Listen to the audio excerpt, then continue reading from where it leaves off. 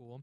But moving along, when we talk about these windows of opportunity and canceling trips, something that also we have started to notice is that Walt Disney World in particular is offering free dining plans for individuals that may have canceled their trips during this time frame.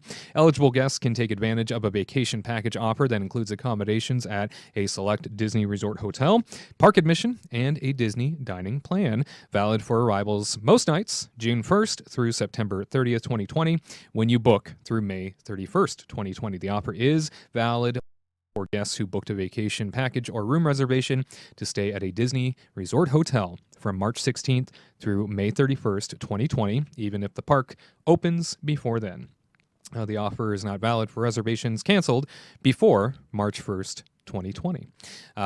Certainly, the trying to get a hold of Disney reservations right now, that is a heck of a task. That is certainly something that I think if you're attempting to reach out, if you're attempting to change things by talking to a human being, they are completely overwhelmed with everybody that just has basic questions, number one, and then number two, folks that are trying to move their dates and times around. Katrina from the travel side. This is a really generous offer, something they didn't have to do. Obviously the pandemic wasn't their fault. They didn't have to do anything to sort of smooth over the frustration, but this is a tremendous offer. This is huge. When I got that email, when they gave it to the travel agents first, my jaw just dropped. I was like, whoa, like it's pretty amazing deal. And I have one client and they're supposed to travel actually like the first week of June. And so I told him a couple weeks ago, I'm like, hold out, don't cancel your reservation. They wanted to try to move it or just cancel and then rebook. And I was like, please, like, just don't do that. I have a feeling it's going to open back up, or they're probably going to give you a really good offer if you just hold on to your reservation. And then I got that email and I quickly emailed them. I'm like, okay, so if they do cancel and they don't open up yet, we can change your reservation for a couple weeks and you get a free dining plan. Yeah. So, even if you're not going to use the dining plan, or you might want some snacks or something, it's actually a really good deal for people. And I know they're really, really wanting people to come back for the summer because it's, June 1st to September 30th. So they're really hoping for that big summer crowd. But for the travel agent standpoint, I'm really glad that they did this for the guests, because these guests were looking forward to their trips, and they have to redo the whole fast pass system again. So if you've never done the fast pass system, that thing is a pain in the butt when you're trying to schedule your week out and you have to make, your fast passes at West Coast is at 4 a.m. So you wake up at 4 and try to get them, and now you have to do it again. So I think this is a really nice little bonus. Do you guys ever do the dining plan? No, I never do. But we're there so often too that it's not worth it for us necessarily, because I think if you're going less, then maybe you're going to be more excited about churros and Mickey pretzels and stuff. For us, I feel like all the snacks would go to waste and things like that. But if you have kids, it's actually really nice if your kids are like, Mom, I'm hungry, and you're like, okay, let's have a pretzel, or something, I know for Food and Wine they do some really nice little deals, so you can go to Food and Wine and use some of the credits towards some of their items there in Epcot. So that's actually really nice. So Food and Wine will hopefully be going on around September and August. So if you do decide to extend your trip out and you get that free dining plan, you can try some of the food there. Yeah. And I think to your point, Wade, I'm not sure they're necessarily doing it to try and smooth things out. I think they're kind of doing it more because they're panicking and they think maybe they might not have the crowds that they want. And they are just trying as hard as they can to make people think that it's a good idea to be on a vacation. Yeah. And I also think that this is like a good thing to look at for the future of Disney, because we'll see how things go, but with millions of people losing their jobs and a lot of people are going to be losing their businesses too, let's face it, it's a really horrible time out there. I don't know how many people are going to be running back to Disney when this opens. And so you can kind of look to this and see that maybe we'll get a lot of great deals in the future too, of kind of what they did in the past of like, oh, come for free on your birthday or buy a day, get a day. Yeah. I could see a lot of great deals coming down the pipeline. So I'm kind of hoping that sort of thing happens. But again, I think they're just panicking on how many people they think they're going to get, because after 9/11 and things like that, it was bad, and it's going to be even worse this time, I think. So we'll see how the future goes. Yeah, so not so much a guest recovery thing from your perspective, more of a, hey, let's entice people to keep coming, for the sake of filling the parks. I believe personally. Sure. But I'm not in those meetings or anything. I could be wrong, but again, what you said, they didn't cause this pandemic, Right. so it's not something that I feel like they should have to, work hard to appease people. And the people that are angry at them, like, come on now. Yeah.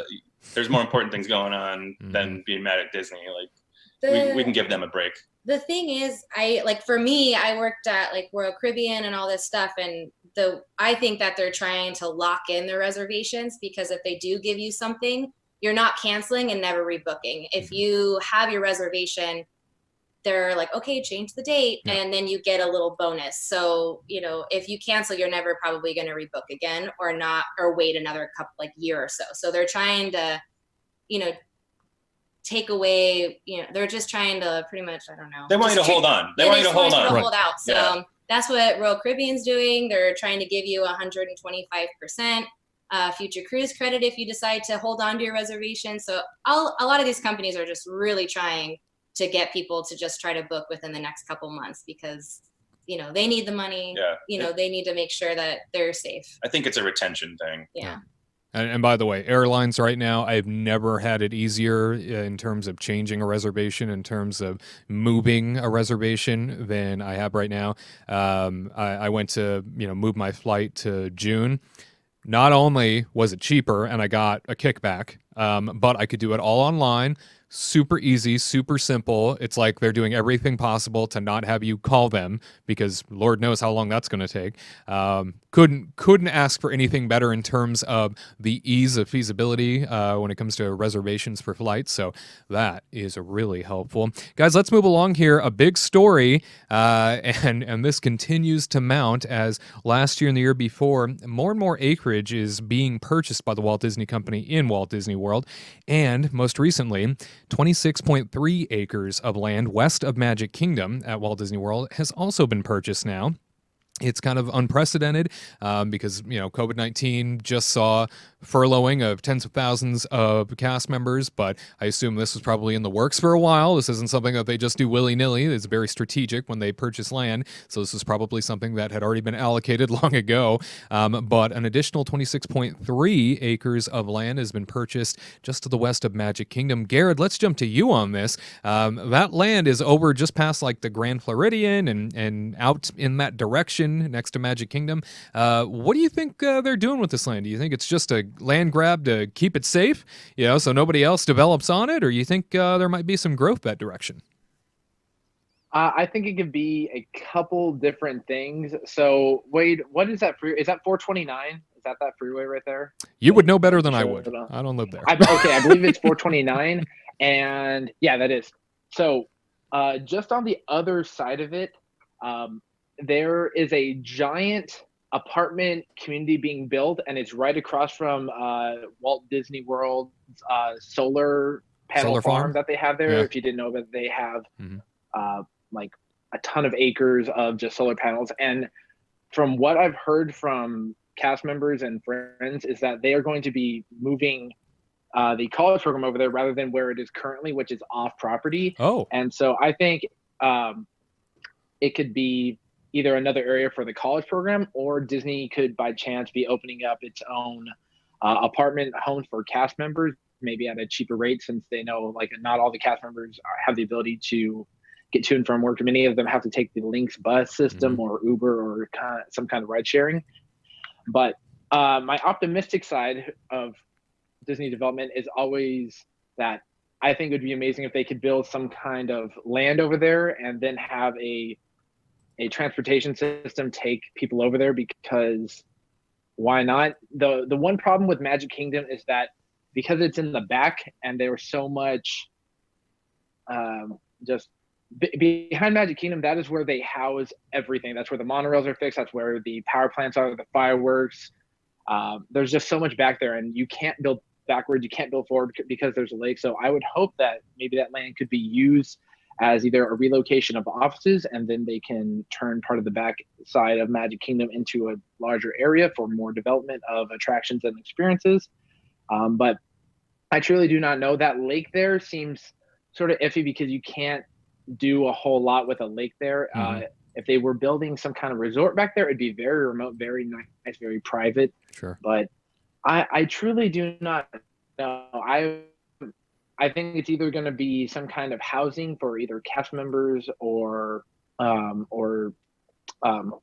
college program members, or perhaps maybe just they're redesigning stuff. But land is very powerful in Florida because when Disney got there, land was cheap. Now land is very expensive. They spent, I think, close to $10 million on 26.3 acres. That is a ton of money for such a small portion of land. 26.3 doesn't sound like a lot, but it is. It was 1.5 million to be exact. So not 10, but 1.5 million. Oh, okay. A little different there. But that's roughly like $39,000 an acre, to put that in perspective. So definitely something to think about there. And guys, Tyler and Katrina, do you think that potentially there's some development going on out west? Do you think that might be something guest related or more so behind the scenes stuff? Yeah, I mean, honestly, I think probably Garrett has a better idea than we do. I will say though that I've seen a number of cast members getting upset over this deal, and to what you said earlier, Wade, this all happened in the past. This is not something that they would have continued to do, knowing that COVID-19 was coming.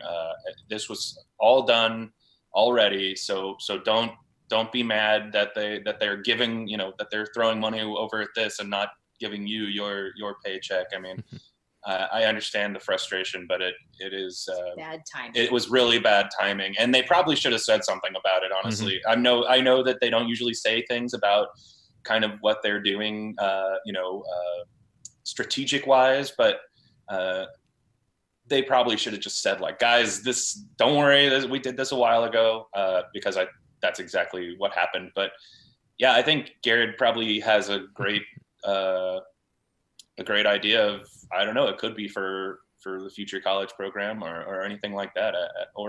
I do like the office idea, moving the offices to try to build more in the back of Magic Kingdom. Yeah.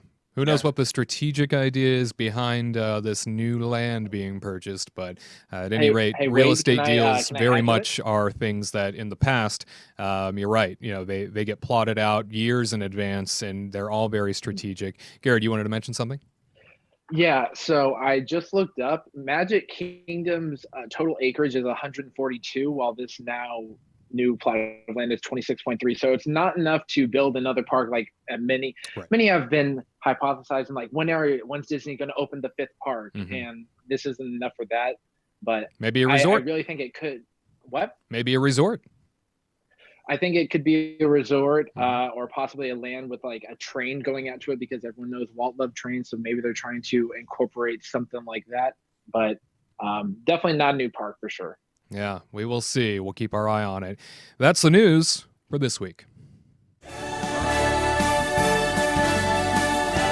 all who come to this happy place, welcome.